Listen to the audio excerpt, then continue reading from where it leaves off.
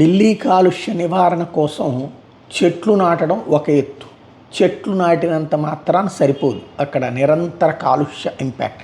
దాన్ని కంట్రోల్ చేయడానికి కొత్త ఎత్తుగడ వేస్తున్నారు భారతీయ జనతా పార్టీకి సంబంధించినటువంటి ముఖ్యమంత్రి రేఖా గుప్తా.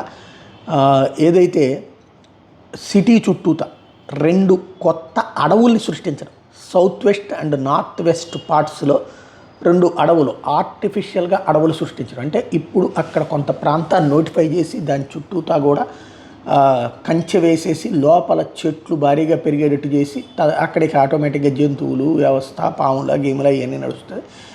ఏకంగా అడవుల్నే తయారు చేస్తే అప్పుడు ఈ పొల్యూషన్ని కంట్రోల్ చేసుకోవచ్చు అన్నటువంటి కాన్సెప్ట్ని ప్రధానంగా తెర మీదకి తీసుకొచ్చారు. దాన్ని ఇప్పుడు పర్యావరణవేత్తలతో చర్చించిన తర్వాత, కేంద్ర ప్రభుత్వంతో చర్చించిన తర్వాత ఆ దిశగా అడుగులు వేయబోతున్నారు. కేంద్రంలో వాళ్ళ ప్రభుత్వం ఉంది, రాష్ట్రంలో వాళ్ళ ప్రభుత్వం ఉంది కాబట్టి పెద్ద ప్రాబ్లం ఏం లేదు, ఈజీగా మూవ్ అయ్యేటటువంటి అవకాశం ఉంది. ఢిల్లీ కాలుష్య నియంత్రణకి, నివారణకి ఇది ఒకటే మార్గం కనిపిస్తుంది.